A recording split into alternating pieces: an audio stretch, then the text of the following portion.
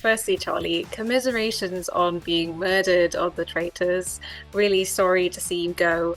How did it feel to have to exit in that way and at this time in the competition? Um, yeah, I think everyone can see from that interview. Oh, it was so sad because, not only are you saying goodbye to people, you're not being able to say goodbye to people, but the journey's ended. And, there's such a build up where you're getting really nervous and like, oh, what's it going to be like? And then you're learning so much and it goes so fast that when it's ended, you're like, oh, I'm not ready for it. It's like going on an amazing holiday and not wanting to go home at the end of it. Because Were you really surprised, but that it was you that went at the stage that you did? I must admit, yeah, because I wasn't mentioned by anybody. None of the traitors mentioned me. And I'm quite honoured actually by watching it back. Like I wasn't even in conversations because you never know what people say behind your back or what the kind of the vibe was. But yeah, I wasn't on anyone's radar. And I think because genuinely people didn't see me as a threat. And in the end, I think that contributed to the reason why I left. I mean, Harry said in the turret, she's never going to get banished. Yeah. So that's why I was murdered. Do I think it was the right decision? Absolutely not. Have you forgiven Harry and the other traitors? Have you forgiven them? Yeah, I think we have a little bit of banter about it. I mean, I don't think we're ever going to get to a point where I'm going to completely forgive him. But, it's almost like the Traitors is like a pantomime and everyone that plays their part. And I'm so super supportive of all of the cast and everyone that took part because everyone is genuinely lovely. And if they are playing a baddie or a goodie, it's part of the game. Like, I think we shouldn't get too serious. So yeah, we're not going to take it. Am I going to, have a few jokes and wind him up a little bit? Of course I am, yeah. I think you're definitely entitled to a few jokes. And I mean, you're quite right. The Traitors is so dramatic and it was so tragic that you'd actually been so desperate for the shield the day before you were murdered. Do you think, would you have done anything differently? I mean, obviously you'd never have known that you were in the firing line, but do you wish you'd done anything differently and really fought for that shield? I don't think that there was anything more that we could do. I mean, I had a little strop on. I got a little bit angry and I even shed a little bit of a tear, and that was genuine. Even to this day, I couldn't feel why I became that upset. So if you look at all the other missions, I didn't ever go for the shield. So it wasn't really a focus, and that was because, I was very camaraderie and I really wanted to help the team. It was nothing, I'm not that person in any way. I'll always put other people first, and I pride myself on that. So it was like reflected in that. There was something about that mission and I couldn't shake it. And I felt like I needed that shield, and it was weird how it played out. Did I get murdered because I didn't get the shield, or was my reaction contribute to that?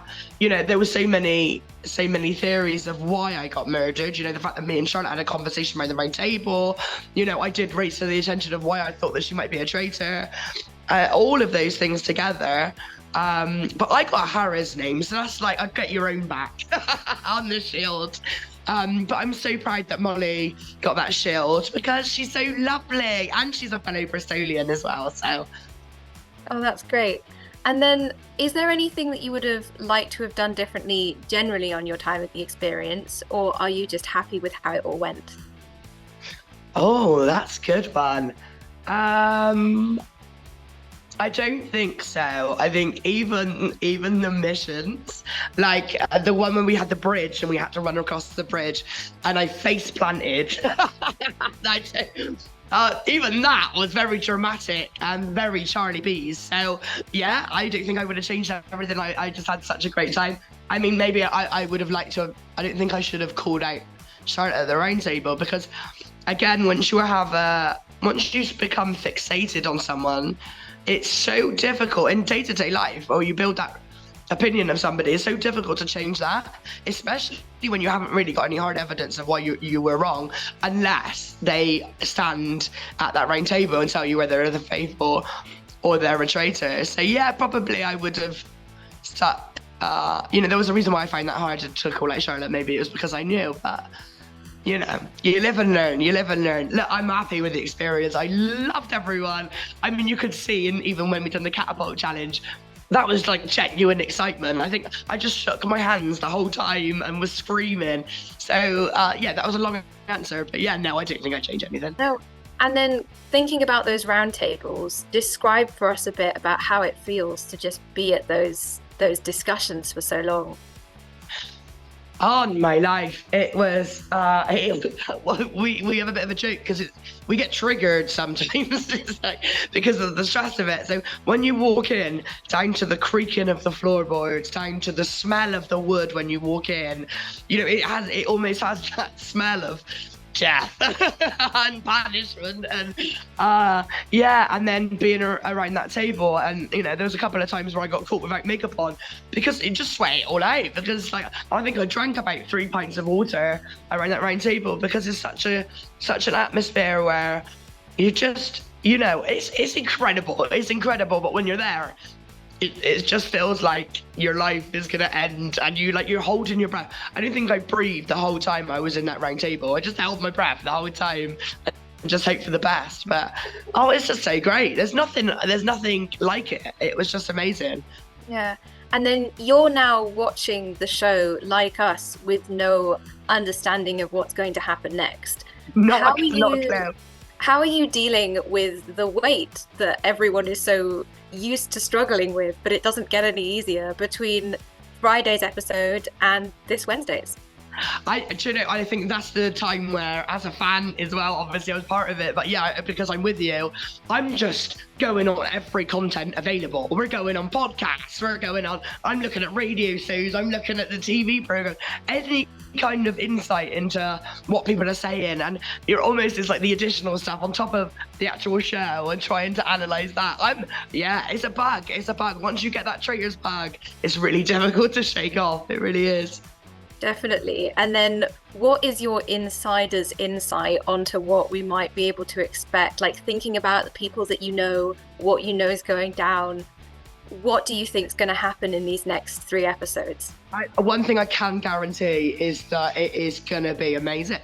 Like, as you've seen, it's this journey where it's becoming more and more intense, and people are making these decisions that you think, wow. So the one thing I can promise you, without even knowing what happens, it's going to be drama, it's going to be big, it's going to be cliffhangers, and I am so excited for it.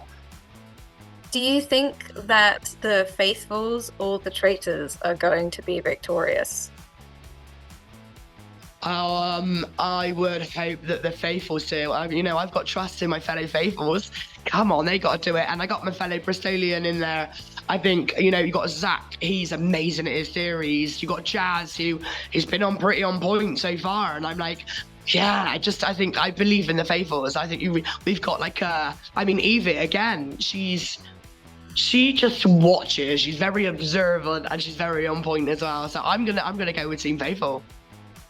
That's, very optimistic. I'd love to share your confidence, but I'm not sure. I think Ross might be kind of the traitor's secret weapon now. Do you think, had you still been in the competition at this late stage in the game, would you have suspected that the traitors would add another to their ranks? So if you look at some of the previous round tables, I did suspect Ross as a traitor. So I was right, just at the wrong time. So I knew they had traitorous parts of him. I don't know. I think I would have, if I was still there, I would have probably would have thought at this point that there's got to be a girl or a female traitor. Because I'm like, there's got to be by some sort of, I don't know, elimination, But yeah, I was probably better at finding the faithfuls than I was the traitors, I must admit. So I'm probably not the best person to ask that question. No worries. Well, I'm really looking forward to seeing the show. And I'm sure you are as well, to find out what happened. A final question, sort of, who are you still in touch with now that the show has come to an end? And kind of what are those relationships like when you still don't actually get to discuss what happened? Charlotte, absolutely. Me and Charlotte were really close on the show. And it wasn't shown that much because I think we were all, me and Charlotte were kind of here, there and everywhere chatting to everybody. And it's really important to mingle because we're playing a game. But after we've had time to just kind of spend some time together. And We are just absolutely nuts because we're both ADHD, we're both neurodiverse, we both constantly stimming and shaking our hands and jumping up and down. It's quite funny, really. So yeah, I really enjoy spending time with Charlotte because she's full of beans, I'm full of beans, and yeah, I believe that we're going to take over the world one day.